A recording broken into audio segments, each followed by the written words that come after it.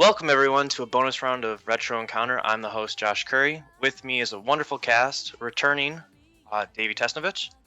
Feeling frisky. For the first time from across the pond, Robert Fenner.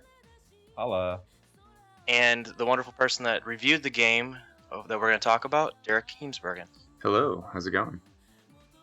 So the game we actually are going to talk about is Trails second chapter, Trails in the Sky second chapter. Everybody's been super excited about it. Derek went so far as to say Trails in the Sky approaches the pinnacle of traditional JRPG design. So I'm excited to hear everybody's thoughts on it. Why don't we start with you, Derek, since you did write the review? Yeah, where do you want me to start? I think this is a game that's obviously made for people who enjoyed the first. There's nothing about Trails in the Sky second chapter that I think is going to sway people who don't like the first, and I think that may apply to you, Josh. Yeah. I think it's very rigidly set in the same kind of traditional sort of JRPG trappings. It doesn't do anything differently. It just continues a story that laid the groundwork for something that really climaxes into something special in the second episode. I think story investment is going to be the biggest reason for anybody to pick this up. And I loved the story of the first one. I love the cast. I love the world. The world is so nuanced, and it continues to grow with each entry in the series. And we're going to talk about that later, I think. I really, really like it, obviously. I rated it pretty highly. I actually rated it a little bit lower than I rated the first one, because I reviewed that as well. Just because I think it doesn't do enough new stuff to really warrant such effervescent praise. But at the same time, the story payoff is so much better. There's so much more at stake. There's so much going on that if you were drawn into the first one, then the second one is going to be like, oh my god, I can't believe. But it's definitely still it has all the same stuff. It's still rooted in these sort of typical JRPG trappings with your characters that fall into archetypes, even though they subvert those archetypes sometimes and they have surprising relationships, and I think everybody is written with a lot of heart. But I think it's really, really good. But at the same time, as I was reviewing it, I had been tweeting about it here and there, and I think that this is a game that I would have a lot of trouble recommending to everyone, even though I scored it so highly. I scored it highly from the perspective of somebody who likes these kinds of games, which I think is the only way I can really do it. And I made sure to include the caveat that this isn't going to be for everybody. If you're tired of turn-based battles, if you're tired of games that have a slow build-up, then it's just not going to be your kind of game, period. And reviews are such a personal thing. I was super excited when I saw all of the reviews being so positive. I think the story in the first game is wonderful. It's a lot of, for me personally, it's a lot of the aspects surrounding it. The combat system, which originally I liked, after you play it for so many hours, I thought it got very stale. And there's just kind of it's slow goings, I guess. Yeah. I think a lot of people enjoyed that. At some point, I was like, I'm enjoying the story so much, I just want to get to the next story part. And I think Davi classically said during our first series of Retro Encounter that he thought that Trails in the Sky would have almost served better as a graphical novel because the story was so superb. Mm-hmm. Yeah. I feel like the battle system, the only thing about it, and I've been thinking about it because you guys are doing something soon for Retro Encounter. A lot of games you can just go into the options menu and you can either turn on like long or short animation or animation skip or whatever. And if you could do something like that in Trails in the Sky, I would not have so much bad blood for the combat. Oh yeah, I think that's a really good idea, and it's something that I think they could incorporate into. I don't know if there's anything like that actually in Trails of Cold Steel, but that's a really good idea because in particular, in Trails in the Sky second chapter, towards the end of the game, the boss battles just kind of get longer and longer, and there were some that, I remember looking at the clock when I started one, and having battles, some bosses take me like 40 plus minutes, like 40 to 60 minutes, and it's like, that's not because it was so intense, it was just because the animations take so long. And some of the bosses have like 6 enemies and you have 4 people and everybody has to move, do a casting animation, cast a spell, what have you. So that definitely bogs it down. And I think that After 60 hours of that, 40 to 60 hours of that in the first game, and then 60 plus hours of that in the second game, I can see why it would kind of abuse your goodwill. And I was shocked to hear that it's almost twice as long as the first Trails. Yeah, I would say so. Yeah, I'd put it at like maybe 1.5 to 1.75 times the length. Not twice as long, but it's definitely longer. Thank you for being exact. We Hey, appreciate that. I'm not going to make any sweeping generalizations here. Okay? I'm all about the sweeping generalizations, so we'll leave that to me, I guess. Well, it's got twice as many chapters, and it took Right. me twice as long to beat. I'll say that. Okay. But I also did a lot that I don't know if I did as much in the first Trails of game. So yeah, I guess talking about differentiation, it sounds like there is some side quests or more side quests in this game. Yeah, there's more for sure. I know in your review you had mentioned the cat language and having to do almost like fetchy type quests to be able to decipher the language. Yeah, there's not an additional cat language thing in the second game, but if in the first one, if you got those books and you remember what the cat language things were, every time you see that cat Antoine, he'll say something, and he shows up in random places. There was a cat in the first game? Yeah, it's just some minor cat named Antoine in the factory, yeah. He's not a minor cat. He's an important cat. He's the most important cat, you're right. Yeah, recurring cat. I'm gonna argue with that because I don't remember this cat existing. I think that's actually sort of a particular feature of this series, though, is that there are so many minor characters that you can sort of take or leave them, and depending on how invested you get into exploring not just the main story, but like exploring the world and the people and their relationships that make up that world, you can kind of follow these minor NPCs. Like I mentioned in the review, also in the first game, if you remember, there's a side quest. There's a factory worker named Faye. And there's a guard at one of the fortresses that's like, oh, I like this girl. Would you deliver a letter to her?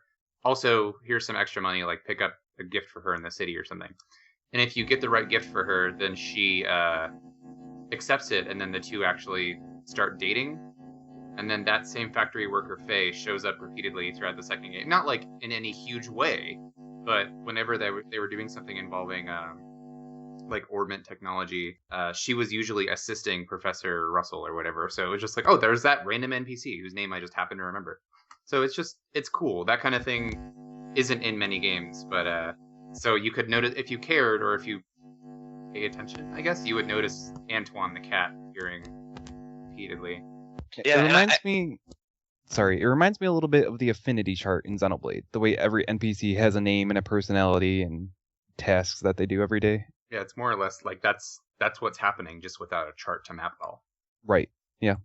And going back to what you're saying about, I think that's effective world building. Yeah. I think what's great about video games is I can have a personal experience, and then I come to talk to you about it, and you can have a completely different experience. I think when a developer makes a world that there is things to do that you might not find or are completely ancillary, I think that's wonderful because you want to be able to have these nooks and crannies that you have to search for to experience different things. And you want to be rewarding to those players that do choose to seek that out. Yeah, I agree with that. You always want to feel like there's something more there than what you actually saw. Like there was actually more for me to experience hidden in there. It's the kind of thing that reminds me of being a kid and playing RPGs on Super Nintendo and exchanging stories with friends. Like, oh, did you know that in Chrono Trigger, if you put the Sunstone in this place, you can go back and get it? You know, it's like... That's a good one. Yeah, that's the kind of thing that... I mean, Trails doesn't have quite that level of...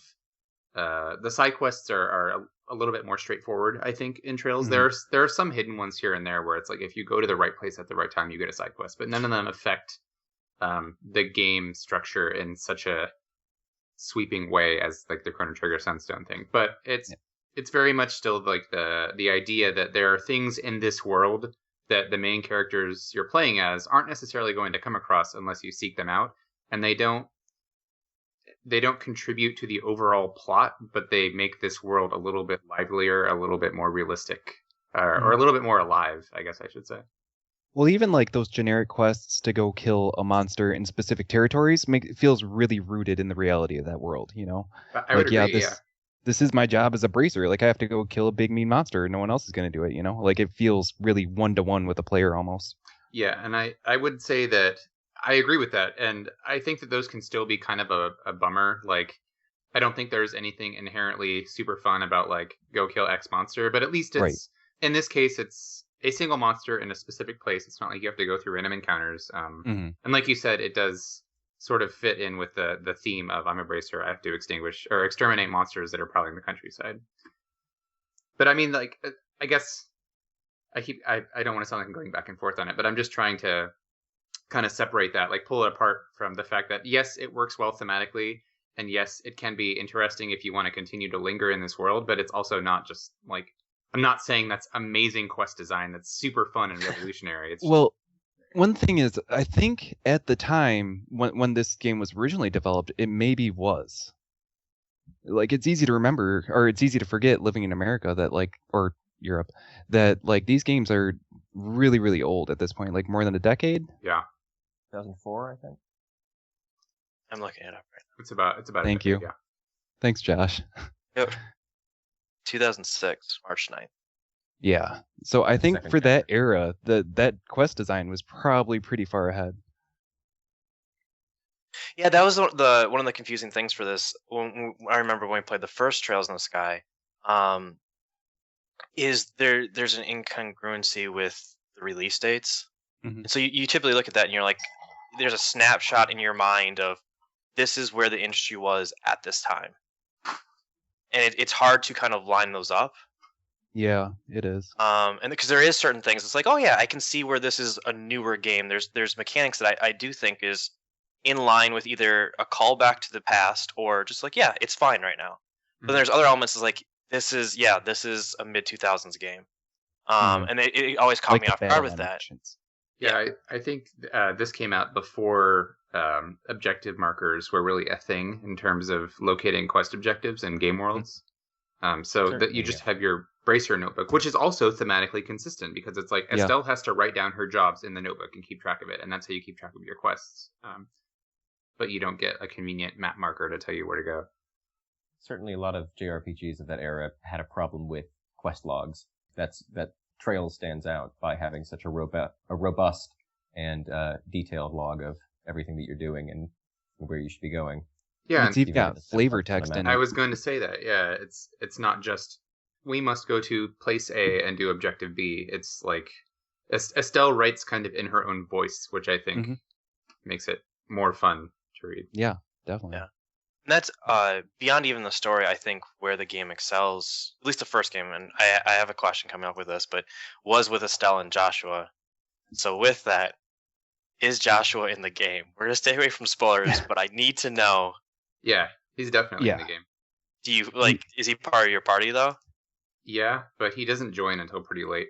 Okay. That Not was like not like really late, but I mean in terms of the trail, it's a really long game, so he probably doesn't join your party until like 30 to 40 hours in. Okay. Yeah. Like Yeah. the last third or quarter-ish. Yeah, that sounds Okay. good. Last thing. Yeah. So I know everybody always is like they love Estelle, and I like Estelle. I always like Joshua more, and it's not because we share the same name. I liked him a little bit more. And so the idea of going to a game when he like co-starred in a lot of ways in the game. Yes. And for the idea of like, well, how the ending is, there's a decent chance you could be looking for him the entire game and not find him until the last couple minutes. Yeah. Yeah. So you do So- find him, and he does. There is a good dynamic between them because I was actually reading some other article that somebody wrote about it. It wasn't a review, but they were just talking about how, in some ways, it kind of feels like Trail's second chapter. Like Estelle is struggling to find her own 2 feet because she's so used to having Joshua as a compliment Mhm. that she does things kind of awkwardly, and it's almost frustrating to watch her struggling. But by the time she finds Joshua again, she has really matured a lot. And he's Yeah. like you're almost a different person now in a good way. And I think that's really impressive because there's no this I think I am kind of copying from somebody else because I don't remember where I read it, but with Estelle's character growth, there's no transformative moment. There's no single point that you can really point to. There's like one kind of, I guess, but there's for the most part, it's like her growth is so gradual that you don't really think of it as like, well, now that Estelle got the magic bow staff of legend, now she's on Joshua's level. It's like she It's just more kind like of- it's like when you have a house plant and one day you just realize it was really big all of a sudden. Like it's been growing that whole time. You just couldn't perceive it because it was so slow.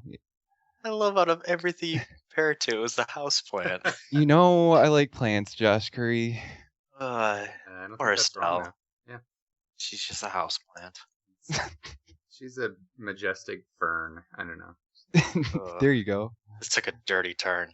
No, I really think Estelle Bright is like maybe one of the most nuanced characters in video games, like full stop.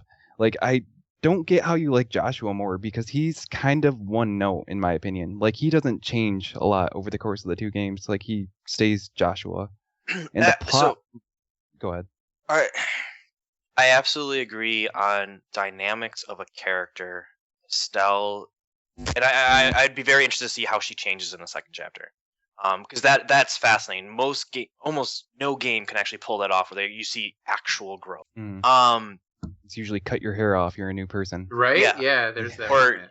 you had a dream in the middle of the night. And it's like, all right, well, let's do this. Or you blew But up a Joshua, village. yeah, Joshua responded in situations similar to how I felt I would have. Okay. And then definitely at the beginning of first chapter, Estelle was so immature Yeah. that she came across only for a comedic effect. And so it was kind of one of those like, yeah, this is cute. Yeah, we get it. You're cool. Yeah, okay. But I wanted to see that growth starting in the last game. Because like your dad's gone. I was convinced her dad was evil. And like they're going through all this, and they're like, for her, it was just like, hey, this is a cool weekend trip. Like we're gonna have a good time. We're gonna roast some s'mores. And it was never realized like there's people trying to kill you. There is a huge plot. Like you were like, and she never seemed to. It never phased her, which is a testament to her character in some regards. But also, it's like real life is happening, and you need to respond accordingly. And I never felt like that. Whereas Joshua, yeah, he was kind of a stick in the mud, but at the same time, he understood the seriousness of the situation.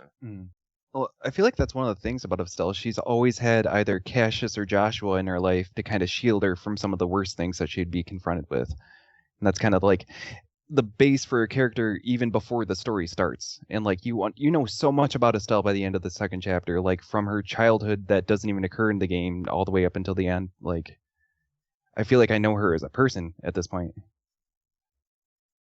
See, and that sounds great. And that's where I agree with that Estelle is so fascinating, with the caveat that she has that growth. Yeah. And that's where I can understand where people really, really enjoy that.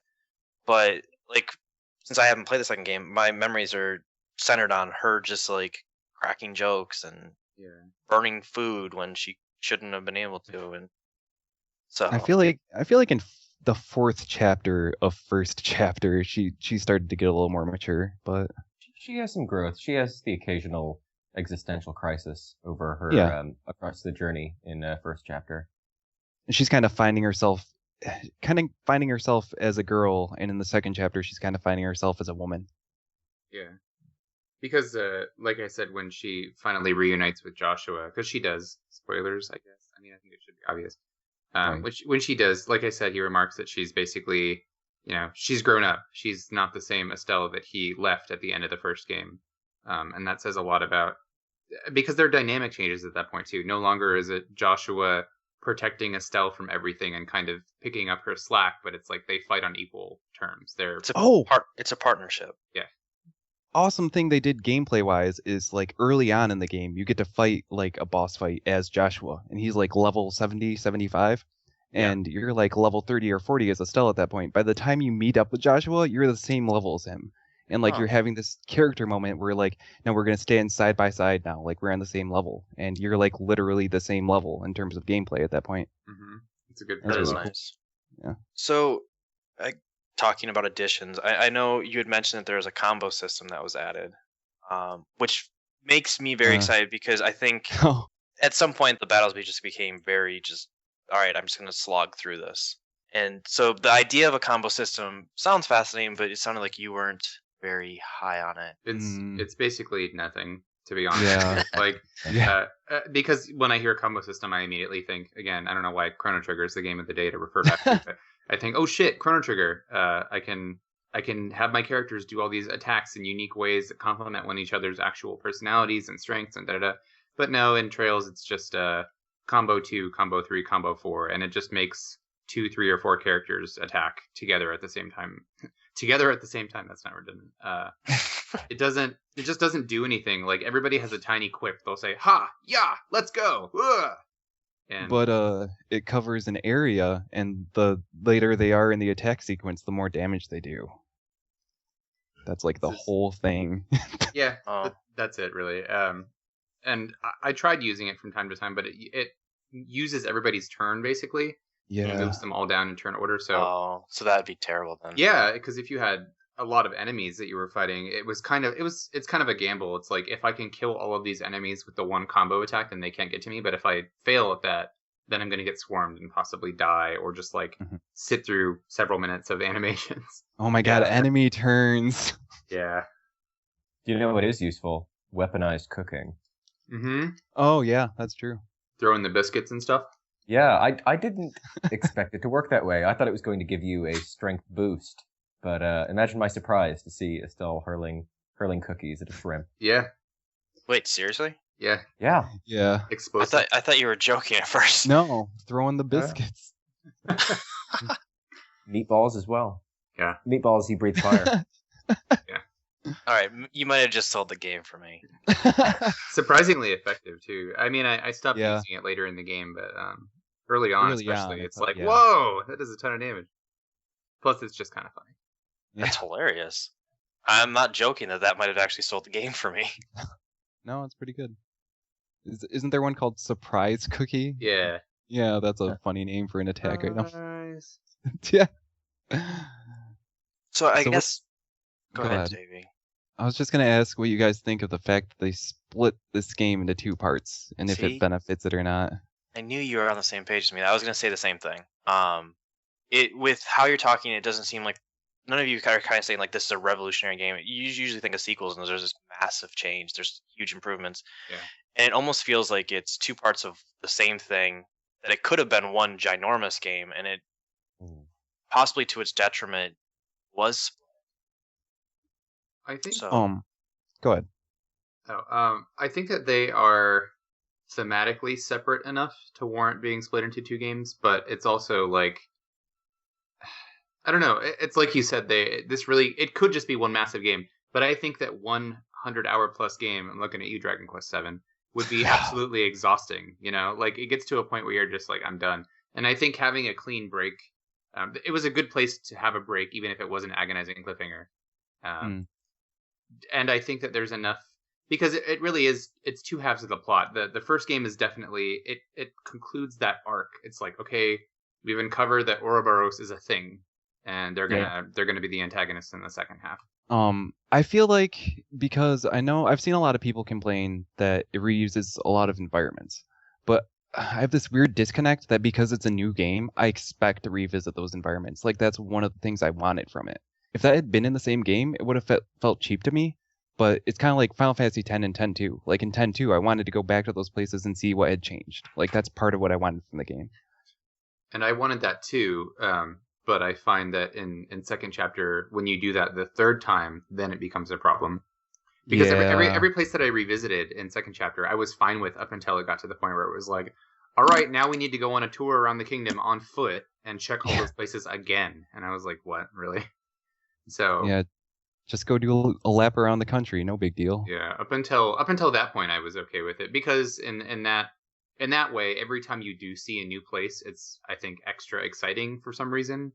It's like, all right, so I'm used to this setting, like this is the stage that I'm accustomed to, and now I'm in this incredibly new, like these new caverns or this new thing, and it's like, it's a part of Libero that I haven't explored yet, and that's exciting. It's like there's more to this land that I am already very intimately familiar with.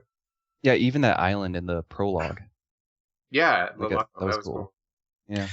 And to kind of disagree with you, Davey, correct me if I'm mistaken, but this game takes place immediately after the first chapter. It Couple of months. starts off immediately, but then there's like a break because Estelle goes training. Okay. So it's like a couple months, like 3 or 4 months. I think it's 2 months. Okay. So I say the benefit of repeating the same environment, seeing the same characters, seeing where they are, usually is you have a couple years difference, so there actually can be change. Whereas if it is almost immediately afterwards, you kind of that effect is diminished because they're in the same place when you talked to them a week ago. Well, Oh. I had a couple years, so Yeah. I wanted to see him again. And even in monarch- Japan, I think it was like 18 months between 1 and 2. What were you saying, Robert? Well, I mean, there are big changes that have affected the world. The monarchy has been restored.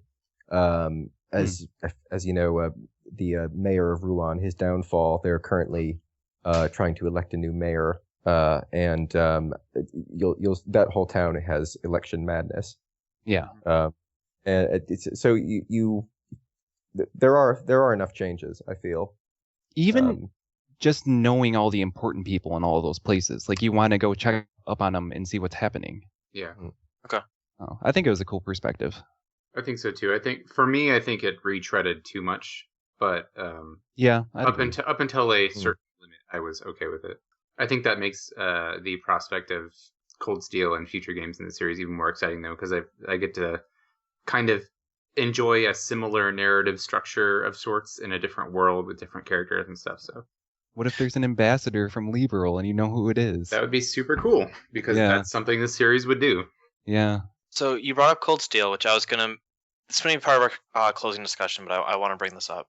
It was recently announced it's coming out December 22nd, which crazy that's coming out so quickly after we waited so long for everything else. Do you think there is a chance that part of the reason everybody is so excited about second chapter is that we had to wait so long for it?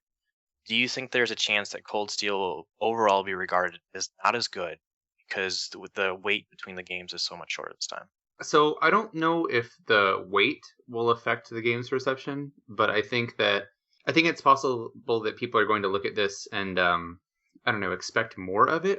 I wonder if Trails, just because it is a decade-old game, it caters to something of a more niche audience. It has a more targeted demographic, perhaps, than Cold Steel. And I think when people look at it, they may be expecting more modern RPG design, and I think they're going to get something that's still pretty similar. I don't know enough about the game to say like, oh, all of these various gameplay systems have or haven't been overhauled, because I don't know.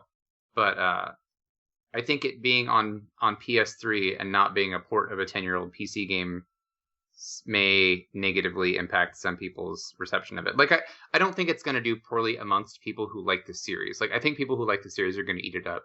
And I could see it bringing on a new kind of generation of fans of this series because it does have a little bit more of a contemporary anime look to it, which for some is a turnoff, for some it's not. For me, I actually kind of prefer the Trails in the Sky type art style over this, because this one is a little bit more like, it's bright and it's colorful, but it's a little moe.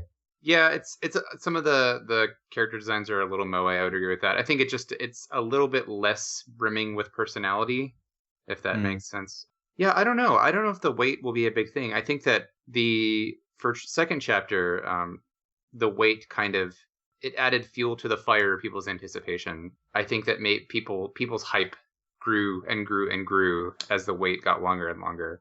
Yeah. And that may be why some people have received it so well. Yeah. But it's one of those things that when you have that huge anticipation, it can go two ways. Either it can be disastrous for the game because there's no way you can live up to that hype. Yeah. Or there's just a sense of relief that you finally have it, that you're able to kind of brush over things. And so I'd be very interested to see kind of the difference in the first week or two opinion between the two games. Yeah. Because there can't be much more of a difference between how these are being released. Well, no, it's kind of interesting in a way. I had no interest in Cold Steel until I played second chapter, and then I was like, I guess there is still stuff I want to do in this world. So I have to imagine that goodwill's, like Derek said, that goodwill's going to carry over with the fans. I also don't think it's going to bring anyone, like, pulling any new fans, unfortunately. Yeah, I absolutely think it was ingenious of them. The hype for this game and the series has never been higher. The goodwill that is surrounding it is fantastic. Mm-hmm. Yeah. People are going to eat that up come December 22nd. And nobody releases a game at that time. Is it that soon? I think they're still going to be okay. Like, everybody's going to go out and buy it. Yeah, it's extremely soon. Wow, I'm not going to be done with Xenoblade by then. Oh God, me neither. Thank God. Yeah, it's a good thing. It's a good problem to have. So since we are talking about Cold Steel, what would everybody want in the next sequel From Cold Steel or from a game after from Cold Steel? from Cold Steel?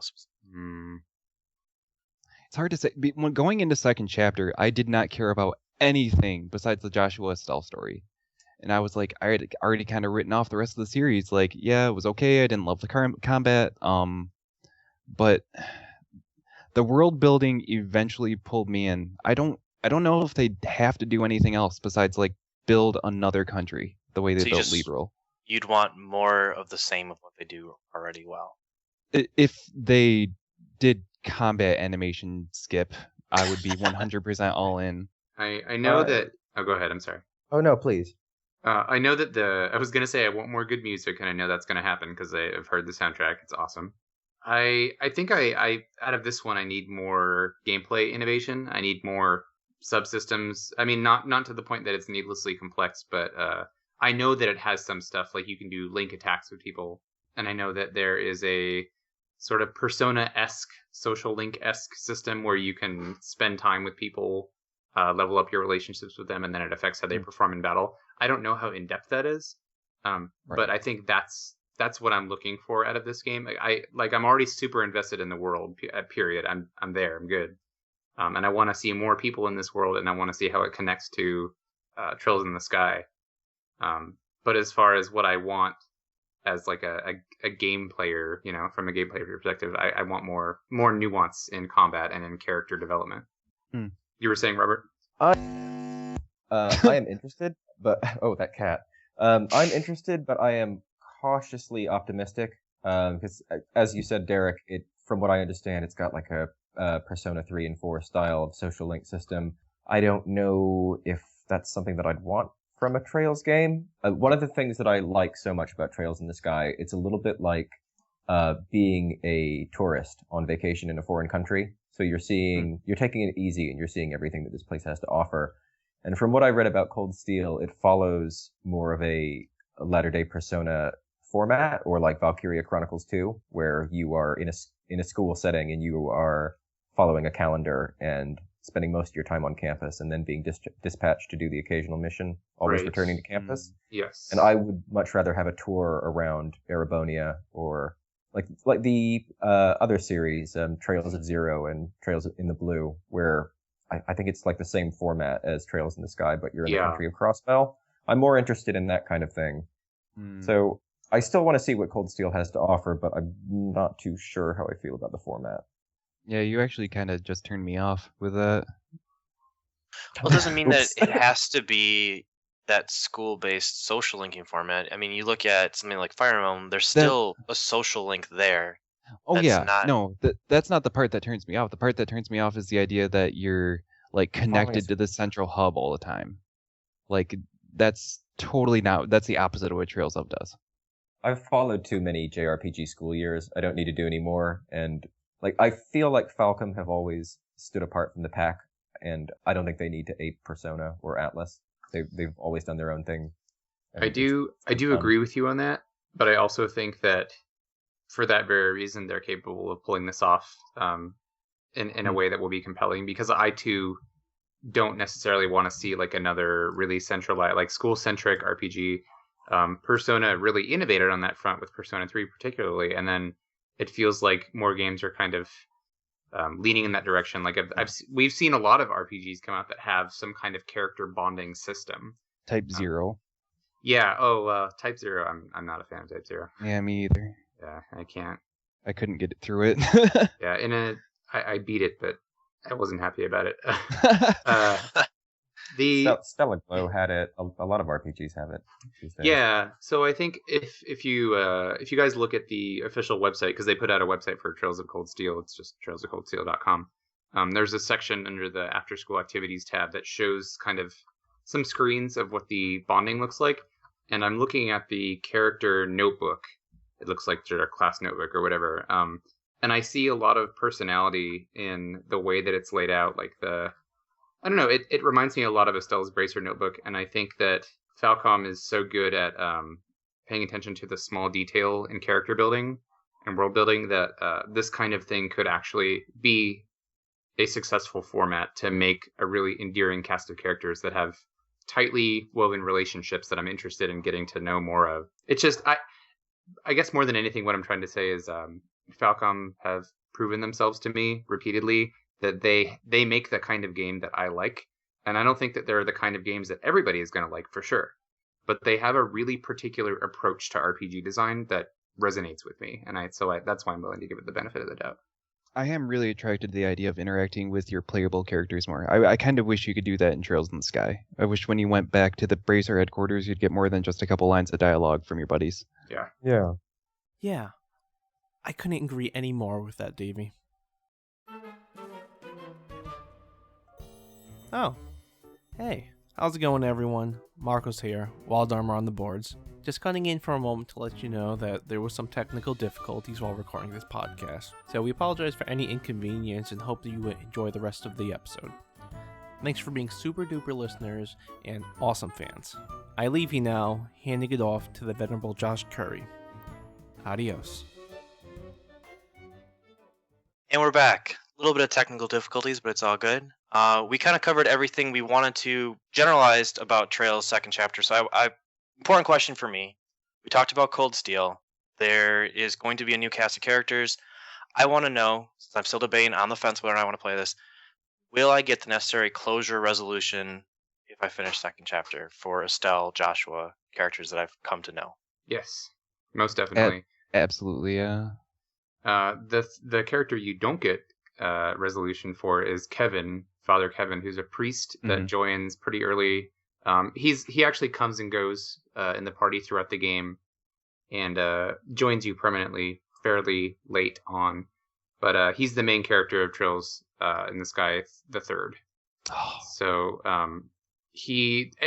Trails in the Sky Third is all about him and a priestess in the church that he's a father in, and it's all about their adventures to do things that are connected to the narrative in second chapter. But as far as Estelle and Joshua, yes, their story concludes in the second game. Because we already just talked about how great it is that, hey, Cold Steel's coming out right away. We don't have this huge wait. But it would really suck if I don't get the resolution I want and I have to wait another 4 years to be able to play the next story in their kind of chapter.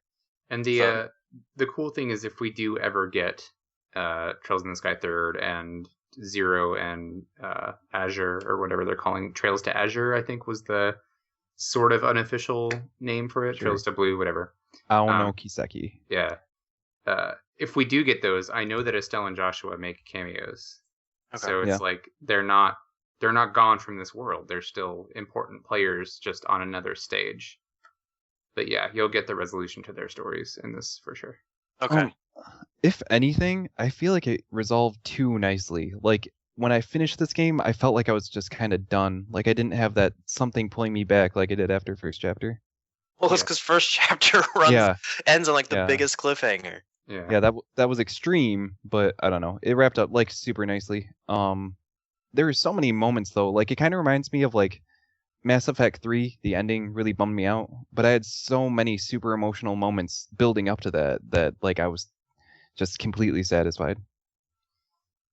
Yeah, I think in a sense it maybe wrapped up so neatly that it's, I don't know, anticlimactic. It's like, okay, I mean, everything. I guess I would rather have a neat-ish. I'd rather verge neat than messy when it comes to endings. I like some ambiguity, but I think there is some ambiguity in this because you know that these characters are going to go on to do other things. Right. We just don't. There's still lots of important villains too. Yeah. We actually talked about this last night on the Parasite Eve podcast, and how a horror game, or just horror in general, what's amazing about it is your imagination. The reason it's scary is because you come up with these terrifying things in your mind. I think it kind of holds true for all storytelling. What is great is always those secrets and those mysteries, and it's you seeking those out. And whatever you can come up with or hope for a future for somebody or for a group is always better than actually having that concrete ending. Because there's always going to be somebody that feels cheated or slighted, or it's just not what they had hoped it to be. Yeah. So I can get what you're saying, where there's too much closure. Yeah. Although when Derek brought up that Kevin is like an important character in third chapter, that actually got me pretty excited. He's a really interesting character, and I forgot he's the main character in third chapter. That's awesome. I forgot that things don't wrap up with him. I kind of wanted some more Kevin, so that's good news. Yeah, well, near the end of second chapter, you get a pretty revelatory moment with Kevin. That's like what, and that's your bridge to third, because Awesome. his story continues, but the other doesn't. I really like that direction.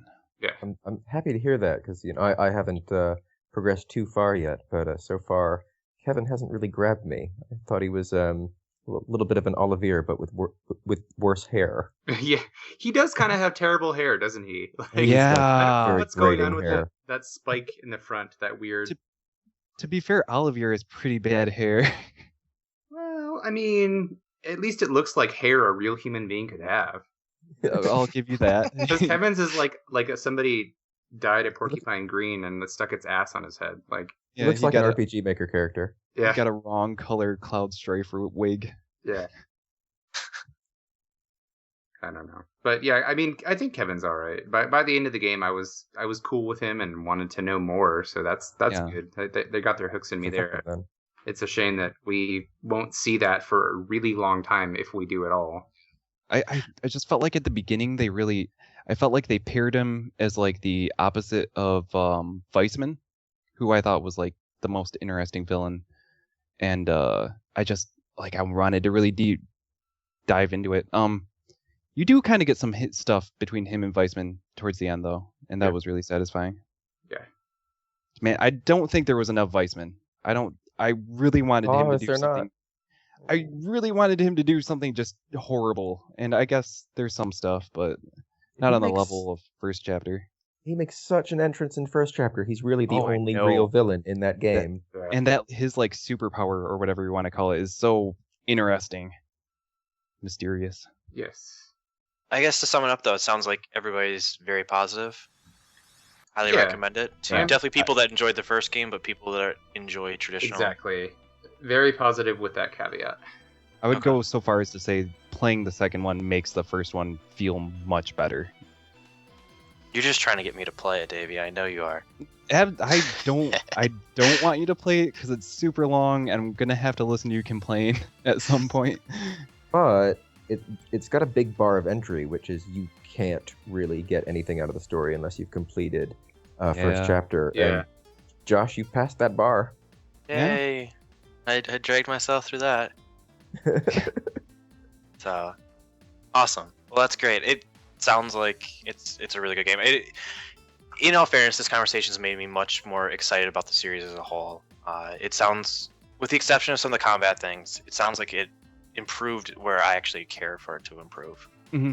It knows its strengths. Mm-hmm. So now it is officially, I will admit, it is on my list of things that at some point I'd like to get to. Wow, nice. I didn't think that would happen. I'm so happy for you. I'm sure you're ecstatic right now, yeah. Maybe when you have a child and a portable. Yeah. So you guys were successful. Good job. But that's gonna do it for this episode of Bonus Round. We're really happy you guys got to join us for this. As always, you can send your emails to retro@rpgfan.com. Please go on those boards or go on iTunes or any of your listening venues that you listen to podcasts on. Send us your thoughts, send us your requests, do your reviews on iTunes. It's huge for us getting noticed by more people. I know we always say go to Twitter, send us a message. This episode is actually the whole reason I thought of doing this is because of Liam Tasker. He contacted me on Twitter and was like, you guys should do this. And it was like, you're crazy. It just came out a week ago. And so it's kind of the conversation with him that was like, oh yeah, this is actually in our realm. We can have this conversation. Yeah. And then I played it in a week. Yeah. So please do send your thoughts in. We do honestly listen. It does drive a lot of the direction of the show. Thank you for listening. Love you. Thanks for having me. Yeah, thanks for having me too, guys. It was a pleasure.